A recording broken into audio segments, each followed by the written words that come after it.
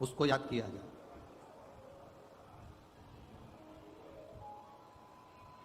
ये चतुरता हमें होना चाहिए।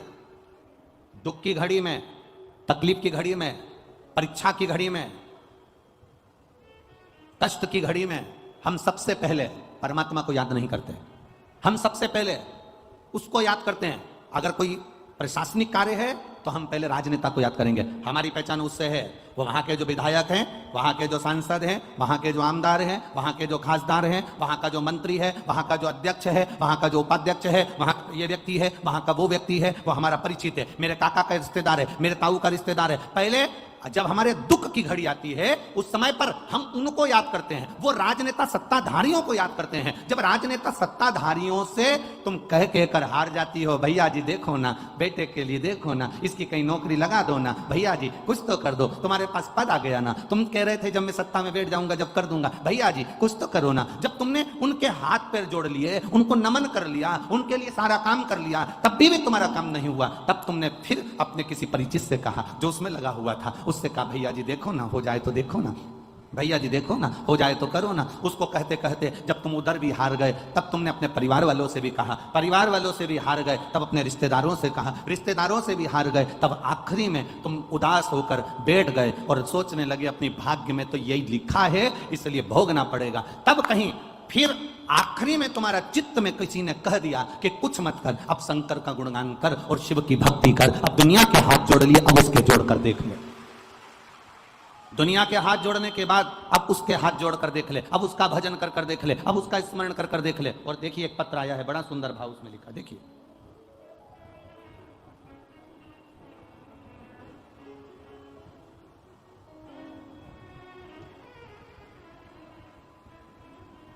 गुरुजी, मेरा नाम पंकज राठौर है, मैं इटावा से आया हूं।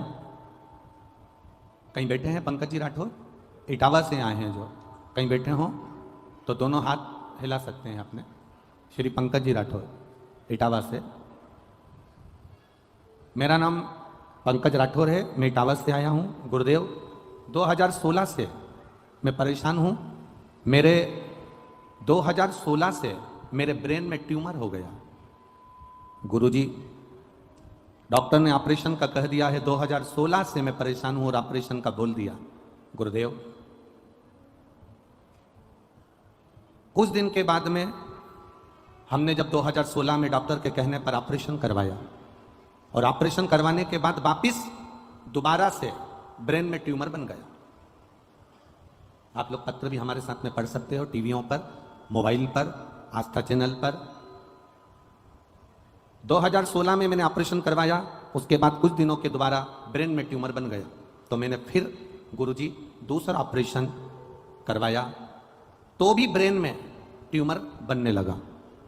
फिर 2022 आ गया, मुझे मेरे मामा के लड़के ने आपके बारे में बताया कि सीहोर वाले पंडित जी की कथा आती है, शिव पुराण, उसको सुनो। गुरुजी, फिर मैंने कथा सुनना प्रारंभ करा, शिव पुराण को सुना और मैंने विचार बनाया कि मैं भोले बाबा के दरबार में सीहोर भी आऊंगा और वहां का एक रुद्राक्ष, एक कंकर लेकर आऊंगा। मैं सीहोर पहुंच गया पत्नी के साथ, वहां से कंकर भी ले आया, रुद्राक्ष भी ले आया और कथा सुनते हुए शिव जी पर जल चढ़ाना प्रारंभ करा, बेलपत्र लाकर खाना प्रारंभ करा। डॉक्टर को दूसरी बार जांच कराने के लिए गया तो एमआरआई कराई और उस एमआरआई में मालूम पड़ा कि मेरा ट्यूमर बनना बंद हो गया। अब मैं पूर्ण तरह से स्वस्थ हूं, इसलिए बाबा को नमन करने आया हूं। ये शिव तत्व है।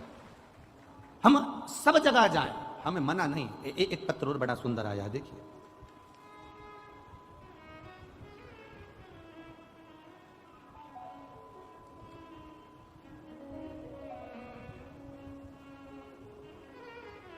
सतीश जी भदौरिया, ममता जी भदौरिया, निवासी आगरा, कहीं बैठे हो तो हाथ हिला सकते हैं। सतीश जी भदौरिया, ममता जी भदौरिया, निवासी आगरा। गुरुजी, मैं आगरा की निवासी हूँ, लगातार शिव जी की कथा सुन रही हूँ। मेरे बेटे ने बीटीसी की तैयारी की थी, लेकिन महाराज जी भोले बाबा के मंदिर रोज जाती हूँ, बाबा ने उस समय पर नहीं सुना।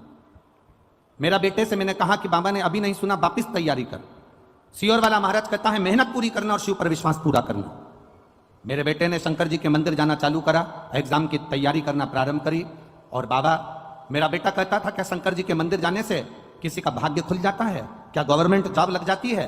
ये सब हंसने वाली बातें माँ, ये से महाराज ना जाने कितने आए। मेरा बेटा विश्वास नहीं करा तो भी मैं उससे कहती रही, तू शिव के मंदिर तो जा, भले अविश्वास से जा पर जा तो उसके दरवाजे। मेरा बेटा मंदिर जाना चालू करा, शिव जी को जल चढ़ाना प्रारंभ करा। बाबा की कृपा का क्या मैं वर्णन करूं गुरुदेव, मेरे बेटे के नौकरी SBI बैंक में लग गई, इसलिए मैं यहाँ पर प्रणाम करने आऊँ। आप ही हैं? दोनों हाथ हिला दो एक बार ऐसा, हाँ हिला दीजिए। बधाई आपको बहुत बहुत, शिव कृपा बनी रहे। बैठिए। श्री शिवाय नमस्ते। एक पत्र और बड़ा सुंदर आया है, देखिए। मेरा नाम रीना शर्मा है और पति का नाम राजीव शर्मा है। मेरा मोबाइल नंबर यह है। हम जिला भिंड से आई हूँ, ग्राम फूफा, जिला भिंड से आई हूँ। कहीं बैठी हैं? हाथ हिला सकती हैं। रीना शर्मा, पति का नाम राजीव शर्मा, जिला भिंड से आए हैं। कहीं बैठे हो तो हाथ हिला सकते हैं। भोले बाबा का मैं क्या वर्णन करूं गुरुदेव। 2021 से कथा सुनना प्रारंभ करा है। एक लोटा जल बाबा को चढ़ाना प्रारंभ करा। बाबा से विनती करती रहती थी, बाबा कुछ तो करिए। मेरा बेटा, मेरा पति कोई कार्य के प्रति जागरूक हो और उनकी मेहनत करने पर भी कुछ नहीं हो रहा। एक दिन मैंने अपने पति से कहा कि तुम एक काम करो, शिव जी पर जल चढ़ाना प्रारंभ करो। मेरा पति कहता है लोटा भर के पानी ले जाना अच्छा लगेगा, दुनिया के लोग हंसेंगे। मैंने अपने पति से कहा तुम जल लेकर मत जाओ, मंदिर में जाकर झाड़ू पोछा लगाओ। मेरा पति कहता है पागल हो गई है, मंदिर में मुझे लोग नौकर समझेंगे। मैंने अपने पति से कहा तो झाड़ू पोछा लगाने में क्या जाता है, लगाइए। मेरा पति शिव मंदिर में जाकर झाड़ू और पोछा का कार्य करने लगा। गुरुदेव 2018 में मेरे पति ने एक एग्जाम दिया था। 2018 का वो एग्जाम दिया, उसका रिजल्ट 2019 में आया, ना 20 में आया, ना 21 में आया, ना 22 में आया। मेरा पति मंदिर में पोछा झाड़ू करता रहा, लोग उसकी हंसी उड़ाते रहे। और 3 अप्रैल 2023 को मेरे पति का 2018 में दिए हुए एग्जाम का सोमवार के दिन मेरे पति को नौकरी मिल गई, गवर्नमेंट अध्यापक के पद पर मेरा पति वहां पर विराजमान हो गया। मैं बाबा को यहां प्रणाम करने आई हूं। कहीं बैठी हो तो हाथ हिला सकती हैं। भिंड से शिव तत्व इसी को कहते हैं। तेरी कृपा बिना न हिले एक भी अणु, लेते हैं श्वास तेरी कृपा से तनो तनो।